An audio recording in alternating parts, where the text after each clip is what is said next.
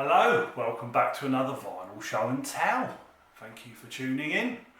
So, if you've clicked on this, you've seen the title. As the title suggests, this is a ranking video.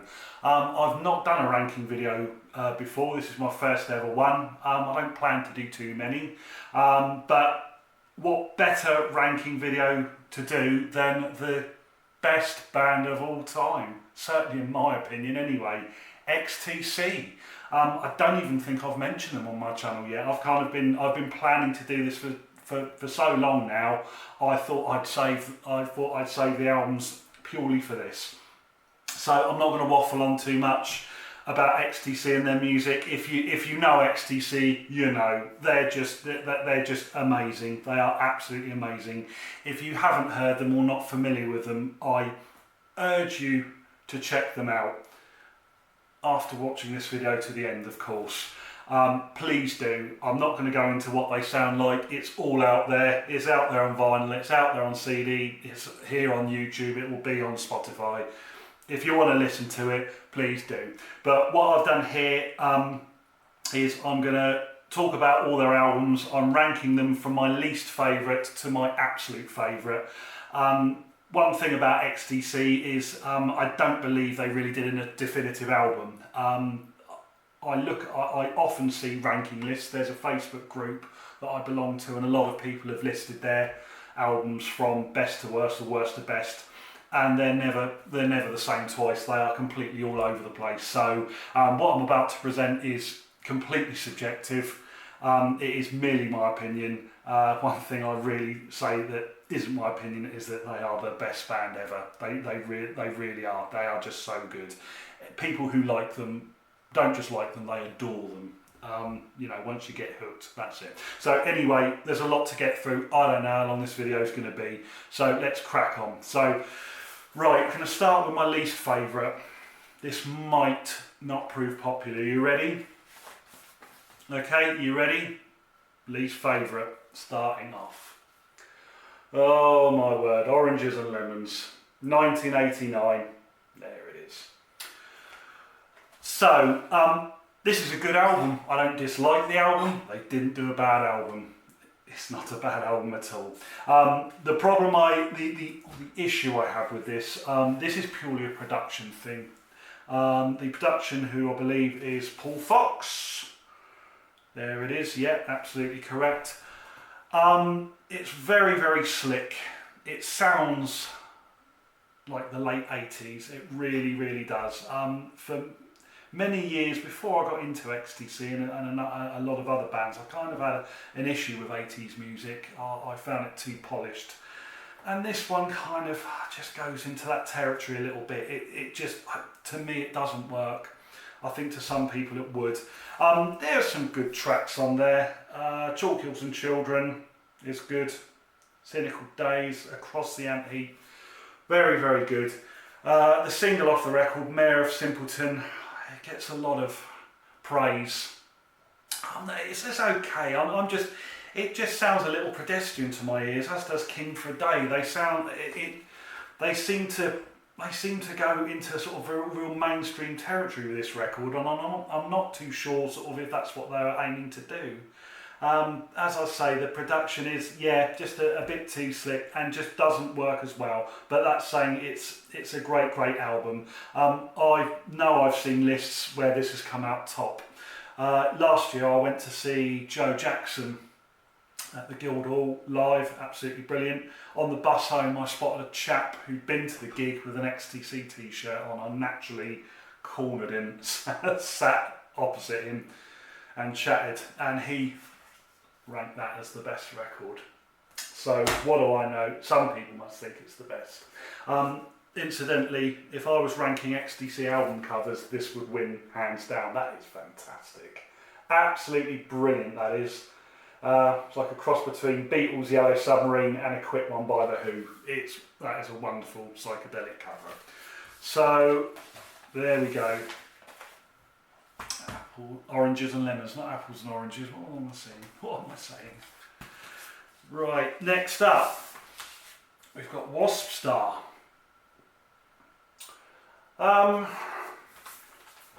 It's a bit of an improvement on Oranges and Lemons, but I don't think, it just doesn't click with me so well.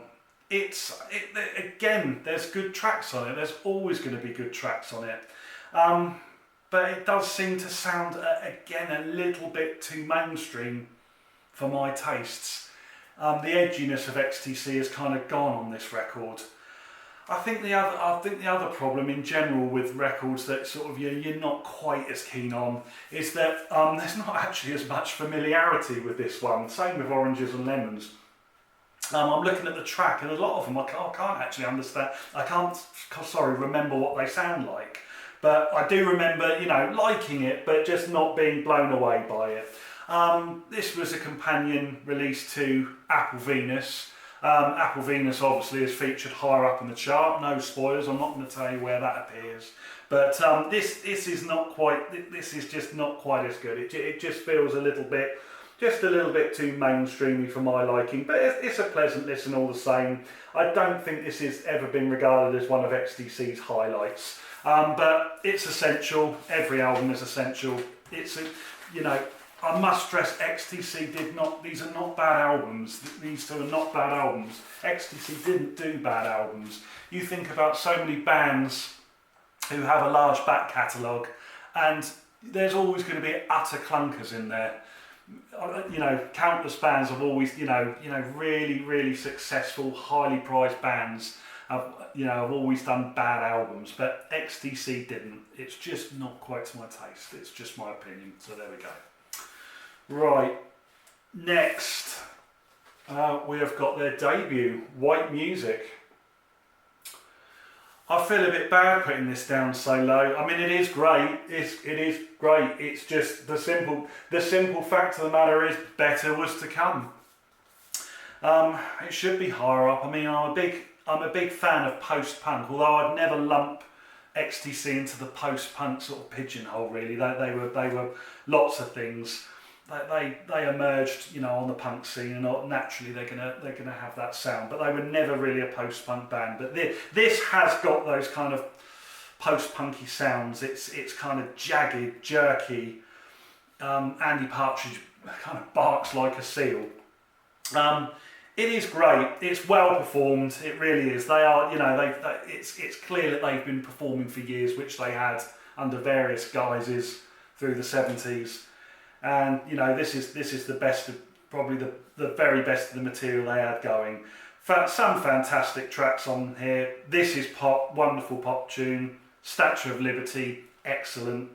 There's a wonderful performance of that on the old Grey Whistle Test, which is on YouTube. Which, if you haven't seen, I urge you to check it out. It's absolutely fantastic. Experimental tracks. I'm Bugged. That's a good one. That is a really, really good one. So yes. I mean, for its time, it is an absolute classic. 1978, it'll always be highly regarded. It's just the fact that they got better. They just got better as they went along. Andy Partridge, if you ask him, and he has said so, is they just got better. And that's the end of it. So, there it is, White Music. Okay. Next up we have Nonsuch, which I know is a very, very popular one. 1992. This one took a while for me to get into. To me, when I first heard it, it kind of, again, had that very, very mainstream kind of a band who's been around for a while kind of sound, appealing to the sort of late 80s, early 90s audiences. But the more I listen to it, the better it's got. Some tracks don't gel with me. The opening track, Peter Pumpkinhead, sounds very much of that kind of early 90s sort of, radio friendly. It's alright, it's a good tune. What separates this album from what we've had before is that the really good tracks are incredible. There are some absolute beauties on here. Rook. Wonderful tune, Wrapped in Grey, gorgeous, lush orchestrations. It is such a warming tune. That Wave, wonderful. Crocodile, more upbeat, but you know, it's edgy, it's great. So I'm kind of, it's a bit of a game of two halves, this one. Some of the tracks, I don't find them particularly interesting, but the good ones are among the best they've ever done. They really are. I do find that, the better tracks seem to be on the second half of the album. So in this case, it's disc 2, or if you're listening on digital, it's the second half. This incidentally is a nice original Virgin pressing. It's a German press. I managed to get this before the prices went silly. I think it cost me about £12 at the time. So before the vinyl revival came in and before the prices shot up. So I'm very privileged to have this. It really is. It's a wonderful album overall. Very, very good indeed. And it's very, very popular in their back catalogue. Okay. Next up, we have got this the right way up. It's the Big Express. Lovely here, lovely round sleeve, original Virgin press we've got here. So yeah, we're getting better and better as we go along. 1984. This got a very 80s sound to it. It's a big production. It's a clashing production, really, the way they did it. Sort of industrial sounding. It really does suit the cover, doesn't it? It just, yeah, you can just imagine the sort of railway works at Swindon, hearing hammering away. Again, I don't think this is not stood at the test of time as some of the albums for me. Again, because of its production, but when it's great, it's absolutely fantastic. What have we got? Seagulls Screaming Kiss Her, Kiss Her. What an amazing tune that is. Got a mellotron on it. Anything with mellotron. Being a lover of prog rock, I absolutely adore. This rolled over, gorgeous track. It's like an obligatory end of the world track that people were doing in the early 80s. It's a fantastic close on side one. Bought Myself a Lyrebird, Rain of Blows, absolutely beautiful, and a closer, Train Running Low on Soul Coal. It's wonderful. So yeah, we've got a real sort of clanging, clattering sound on this record. It almost reminds me, kind of like a little bit of sort of what Tears for Fears were doing at the same time, and I believe it's actually recorded in the same studio, possible with the same producer. Should have done my homework on that, looked it up, but it kind of reminds me of that very early sort of Tears for Fears sound. I don't know if that's what they were particularly aiming for, but nonetheless, yes, that is what it's got. What can I say? Highly recommended, but just compared to some of the albums in the 80s, just not as good. That's just the way it is, but merely my opinion. Okay, so here we have, arguably, I would say overall, this is the band's least popular record. Also from 1978, the second album, Go To. The cover there has got an amazing, if you don't know the blurb on this cover, look it up. I'm not going to read it all and you probably can't see it, but it is amazing. It was done by Hypnosis. But I think what this record suffers from, along with a lot of late bands from the late 70s, from the kind of punk era, is the second album. It's just second album syndrome. They seem to struggle. I know, sort of, you look at the Damned and the Jam. Their second albums were never as popular because they were scrabbling for work. It was, the record companies kind of forced them to rush this out. This was done in the same year as the debut. That's unheard of now. Bands release albums every 4 years, don't they? But back in the 70s, they were doing 2 in a year. However, I think this is better than the debut. I think this is a step forward. The playing has improved, and there's just a little bit more experimentation going on in there. Highlights include, where are we? Life is Good in the Greenhouse. Unbelievably good track. Bizarre, just psychedelic kind of noodlings going on in it. Battery Brides, really, really great. Just builds and builds. Very, very mellow.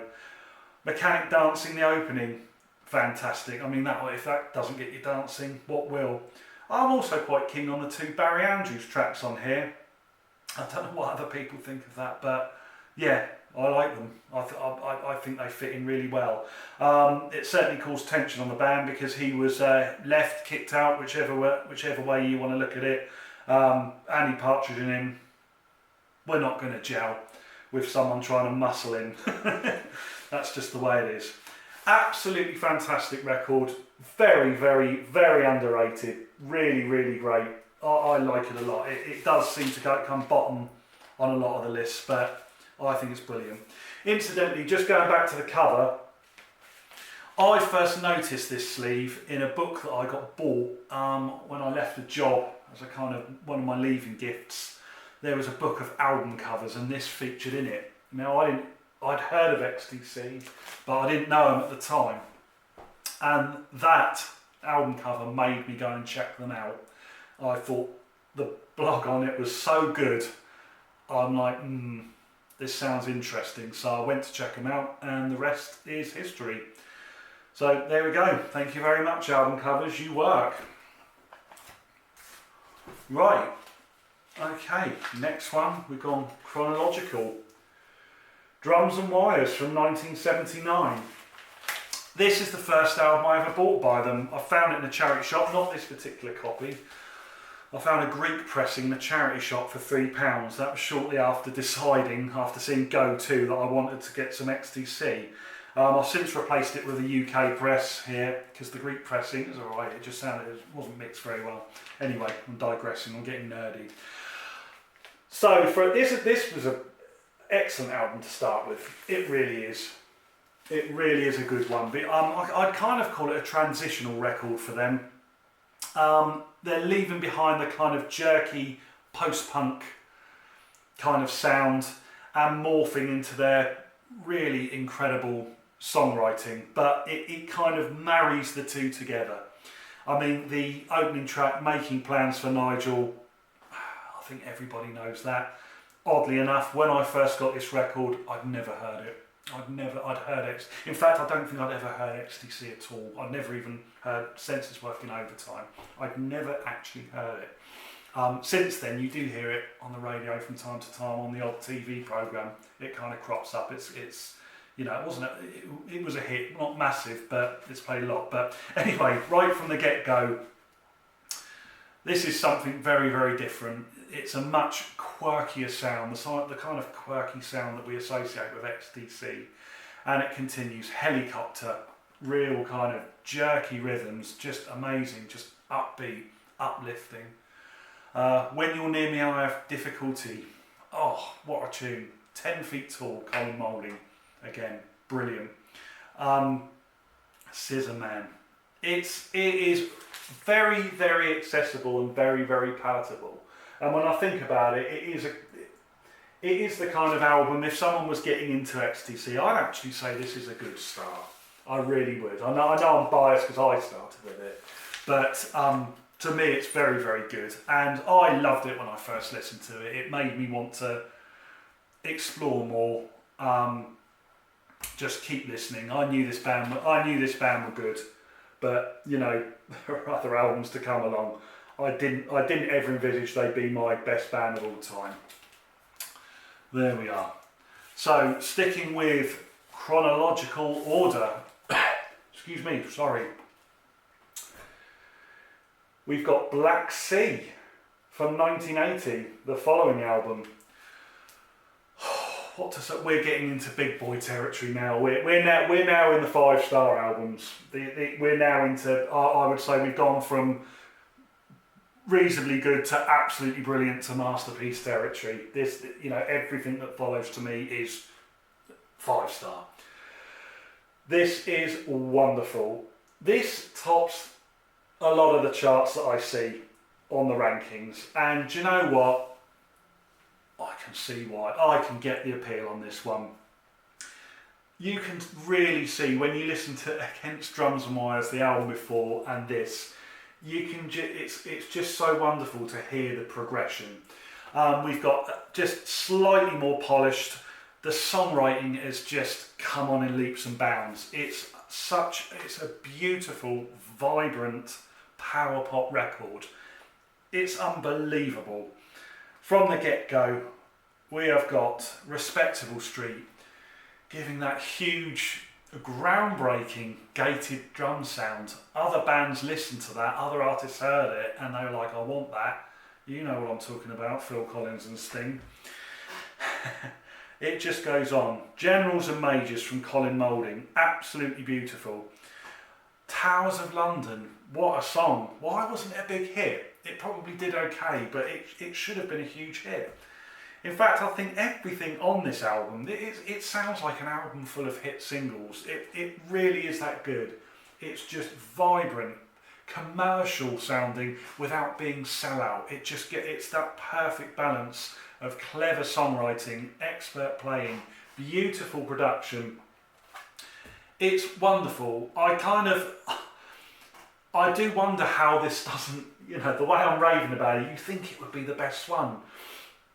Sometimes I don't know why these things happen, that it's not further up the chart, because I almost feel a bit guilty that it's not. It's in the middle, but trust me, I adore it. It's the third album that I got after Drums and Wires and White Music came next. And it is the album that made me think, wow, this band are not just great, they are something incredibly special. And it did make me really want to explore more, which of course I did, as you can see. Right, next up, I don't know what you're going to think about this. If you're die-hard XTC fans, I've put a little cheat on here. It's the Joker in the Pack, Ace Up My Sleeve. It shouldn't really be in here, this album, but I love it so much, and it's so important to the XTC discography. I've got to put it in. I'm sorry, it's got to go in. This is a compilation from 1982. It's called Beeswax. So just to explain, if you don't know, this album originally came free with the Waxworks compilation, which is greatest hits, singles, whatever you want to call it, of the time. And this album came free with it, although it was available separately as time went on. And it is a chronological retrospective of their B-sides, all in date order. Not every B-side is on here. They clearly put the best ones that they think is on. I don't know. Individually, the songs are fantastic. What you've got to remember is a band like XTC are so good that even their B-sides can be good, and not one of these B-sides featured on any of the albums. Not one. You put them all together and put them chronologically. I adore it. I absolutely love it. I almost don't know what it is. This particular UK pressing sounds fantastic, and as I recall, I think it was. I was listening to it, and it was just a happy period of life as well, which I think sometimes it elevates the appeal, doesn't it? Really, the early tracks, the Barry Andrews tracks, are I think among some of the best Barry Andrews tracks there are. I have to say, for that initial period when he was in the band is so important to the history. It really is. I know it's very short-lived. It's a bit like the Syd Barrett era to Pink Floyd. It's so relevant when you look at their progression in entire history. But the Barry Andrews tracks on here are brilliant. Heatwave, Instant Tunes, Dance Band by Colin Moulding. He keeps he only writes a quarter of the tracks, but he just pulls out these brilliant ones. It's so rhythmic. It's so funny. It just sounds ridiculous. There's nothing else really like it at the time. And as we go on, you can hear it really is the sound of a band becoming slightly more polished and growing confidence as well. When you put everything sort of chronologically in like this, it's a fascinating history. I did buy this for the English Settlement leftovers, which some of them could have been on an English Settlement. Blame the Weather in particular. I'm almost a bit gutted they didn't put that on there. I think it was as good as anything on English Settlement, which is obviously coming up. I'm not going to tell you where. But it's absolutely a wonderful compilation. If you're not familiar with it, get it. Certainly for you CD lovers out there, I think you've probably got a lot of these tracks as extras, and they tended, as I understand, they put them on the middle of the album between the old side 1 and 2, which doesn't work for me. But yeah, it's beautiful. You're probably wondering how I can put this above Black Sea, but hey, we all like different things. It's all subjective. Right, next up then, so we've gone into big boy territory. This is even better. I mean, they're all 5-star albums, but we're into just beyond masterpieces here. Apple Venus, Volume 1, called Volume 1, the companion piece to Wasp Star, which if you remember features way back in this video. Oh, what to say about this one? Where to start? As I understand, this is just fantastic stuff, and from what I read, this is very much the album that Andy Partridge wanted to make, and he achieved it beautifully. I mean, I suppose technically it is the final record if you want to sort of put it as a volume 1 and 2, and what a high to finish on. Oh goodness me, it's just like sitting, it's like being cozy and content next to a roaring log fire in music form. It's just beautiful. It's a beautiful, beautiful record, full of lush orchestrations, full of the best ballads that Paul McCartney never wrote, psychedelic, sweeping. I can't believe how good it is. I'm just sitting here mulling over the track listing. I know this album so well, but even reading the track listing is putting a smile on my face. They're really, I mean, I would say there's not a Duff track on there, mate. The 2 Colin Moulding ones, he always does so well, Colin Moulding, on the albums, but I would say he's got the weaker 2 on the albums. But every single track just makes you feel warm inside. They are, you know, it's a much more mellow album than what was done before. There's nothing really on here too heavy at all. Standout, it's difficult to name the standouts, but I'll try. I Can't Own Her as one of the greatest love songs ever. The orchestrations on that, which were done by Mike Batt, are just, I mean, it's just goosebump inducing. It's wonderful. Nights in Shining Karma, just so the ultimate sort of chill out mellowness, wonderful. Green Man, Eastern tinged. It's just wonderful. It's just, despite the fact the recordings were very fraught, and unfortunately fell out with guitarist Dave Gregory. Andy Partridge and Dave Gregory didn't get on. He was difficult to work with, Andy, on this one. So I hear. But they have matured beyond belief on this record. It's remarkable what they've achieved here. Again, the way I'm raving about it, you'd think it should be my best one. And sometimes I wish it could be. On a good day it might well be. What can I say? Fantastic. It's very rare that any band can take a hiatus like they did and then make a comeback record like this. This is what makes our XTC the best band ever. It really does. And as we go up, we're getting even better here. Oh, man. Gushing about these records. 1986, Skylarking. Always a popular one. Always popular. Not with the band when it was first released.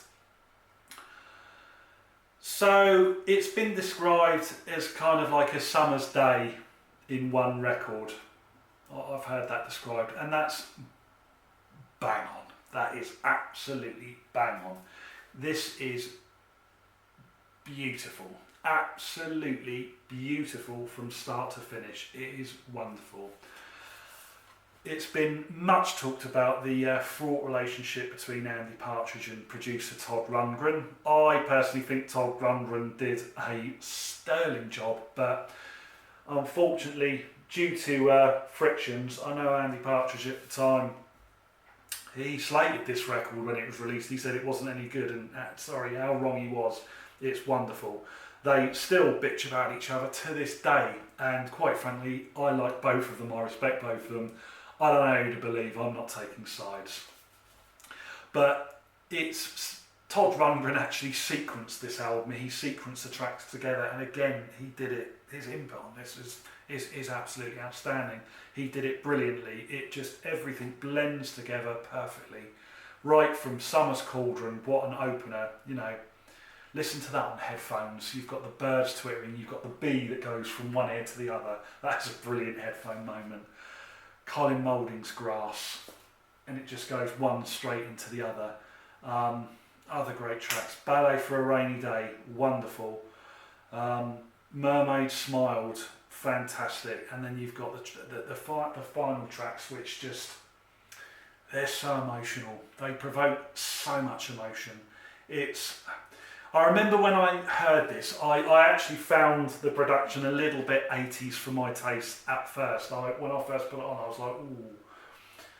But I just got I got so used to it, and it grew on me very quickly, and it just became such a favourite of mine. This is played such a lot. It's got the 80s production without being too slick. It's just right. It is just right. It really is. I should mention this particular issue. This is a UK first press. It's not got the track Dear God on it. Controversially, I know Dear God's a very popular track, particularly in North America, and he didn't want it on there. I agree with him. I'm glad it wasn't on. I think it's an alright track. But I mean, on later pressings in the States, they got rid of Mermaid Smiled to put Dear God on. What? Mermaid Smiled is a highlight of the album. The arrangements on it, the guitar playing from Dave Gregory is just shimmering, and they kind of put Dear God on it, which I find is a sort of builder, but it's a bit of a plodder, really.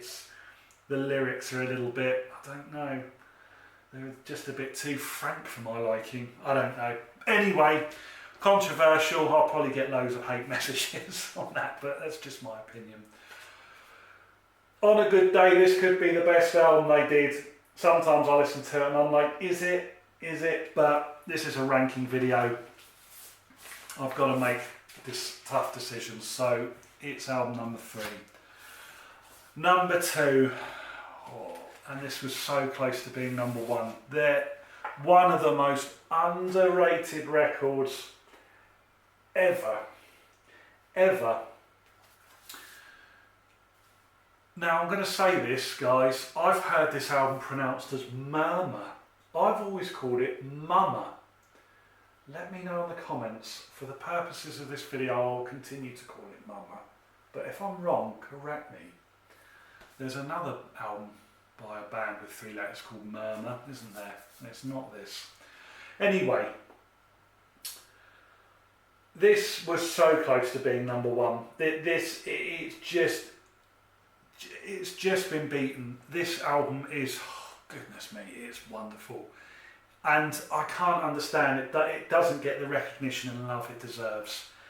It's a pastoral record, it's more acoustic based, but it's just so well recorded. It's so, to me, it's so heartfelt, it sounds so warming. It's absolutely wonderful. To think, when I first bought this record and put it on, I didn't like it. I sort of can't believe about 17 years, it's 16, 17 years ago it must have been, I bought it, played it a few times, I'm like, I can't get into this. I think XTC have done a not so good album. And then I recorded it. I had a mini disc player. Remember mini discs? I used to record albums to mini disc so I could listen to them out and about. And I always remember one day I walked out, it was a Saturday, I'll never forget it, I don't know why I remember this stuff.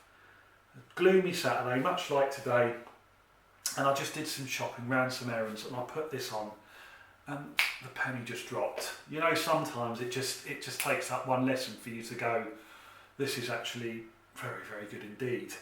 And as time went on, I listened to it more and more, and I grew to absolutely adore the record. It's just It's wonderful. It is absolutely beautiful.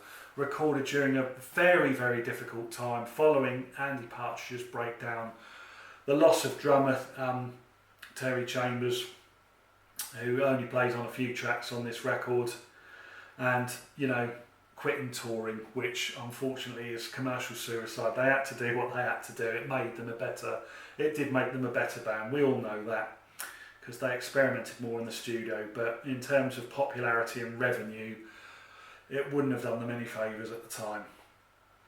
But it is incredible. Beating of Hearts, the opening track, that wonderful loop rhythm, fantastic. Dave Gregory's jangly guitars, just wonderful. Human Alchemy, what a doomy sounding, strange track that is. It doesn't sound like anything else. That, again, they've got this Eastern sound going on, percussion, chanting. Ladybird, kind of jazzy brush drumsticks going on. There's not a bad song on there. I think the closing track, Funk Papa Roll, doesn't fit quite well. I know what they were trying to portray and put across, but it almost doesn't sort of fit on the album, but never mind. I don't know what else I can say here. It's difficult to describe. It really is difficult to put into words how much you love this music and what this music sounds like. And if you don't know it, the best thing to do, listen to it. You don't have to go out and buy the thing. Just listen to it online if you have to. But it does sound better on vinyl. UK Virgin. Now, the winner. You all must know what it is by now. And... oh, God, 1982. 1982 was actually a very good year. It's probably the best year in the 80s for music. I might do a standalone video on it one day of fantastic albums from 1982. English Gentleman. I don't know. This is me lost for words. If you're wondering what's going on while you're watching Moments of Silence, I'm kind of lost for words on this. It's just, this is life changing. This is life changing. After listening to Black Sea, which if you've been paying attention, you know I very much like, I really wanted to get a lot more XTC. I was reluctant, because I've mentioned before I had problems with music from the 80s for many years. I was reluctant to really go headfirst into the 80s with XTC, and I wanted to get this next. Fortunately, it turned up very, very cheap in a record shop in Chichester, which I mentioned so many times, called Helter Skelter Records. It was actually the first time I ever went into Helter Skelter. And played it, loved it, played it again, and it's jaw-dropping. I can't believe the leap of maturity that this band portrayed, put across, experienced, from something as good as Black Sea to this. This record gets darker. The arrangements are just even more mature. It's a more difficult album than Black Sea, but when you get into it, particularly being a double, there's a lot of material on here, like any double album. But when you get into it, it just gets under your skin. When I say life-changing, it really was life-changing for me, because after getting this, I had to get everything XTC. I had to get all of it, which I did. All of the basic studio albums anyway. And it flung open doors for me. It really did, because it got me into other bands, the Smiths. It made me want to go and buy Smiths records. I would listen to so many other things, 80s albums by The Damned, Tears for Fears, all sorts of manner of new wave and post-punk, which I have talked about before. But this particular record, just without the emotional attachment and things like that, this is just stunning. It's not dated an iota. I'm not going to go into the tracks on it. the stand. I think. All right. Apart from the opening track, which is Colin Moulding's "Runaways," which I think is one of the best opening tracks on any album ever. Might be one of my. It's probably one of my best tracks of all time. Certainly one of my best XTC tracks. The way the jangly guitars kind of fade in, and then that drum hits you. I can feel it now. I'm almost getting goosebumps. But it's just track after track after track. Beautiful, wonderful arrangements, beautiful playing. Jason and the Argonauts, for example, the acoustic guitar interplay on that, the atmospheres. It's I don't know what else to say about it. I don't know what else to say apart from, for God's sake, get yourself a copy. While they're not too expensive, they're still obtainable. 15, 20 quid on record. They do turn up from time to time. But yeah, that's it. And it's a crying shame. Is it a crying shame? Because after this record, they were on the brink of superstardom. I think top 10 hit with Senses Working Overtime. Their tours were getting big. And Andy Partridge can't handle it anymore for various reasons. You know, it's been written about, documentary on them. There's books about them, and they became something completely different. But not, you know, in terms of records, still absolutely brilliant because they refused to sell out. You know, they could have become a sort of stadium filling band. We could have had, you know, they could have been forced into commercial sound. We could have had Duff albums, but we didn't. They stuck to their guns. But yeah, this record is the perfect balance. To me, they absolutely peaked with it. This, yeah, best album of the 80s. I'm going to say it without a doubt. The best album of the 1980s, just without any shadow of a doubt. I adore it. I'm just transported to the time when I got into it.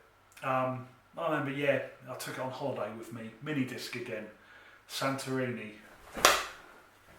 The poster behind me, yeah, I have actually been to there. I have actually been there. Lying in the sun, listening to it, and yeah, it's sometimes you're biased at things like this, but yeah, it reminds me of very happy times. So there we are. That's it. What a journey. I feel quite emotional talking about all this because I love it.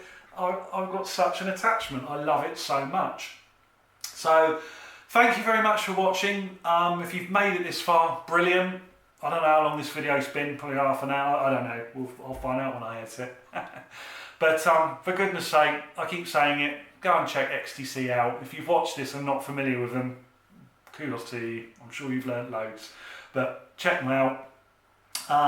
And yeah, that's it.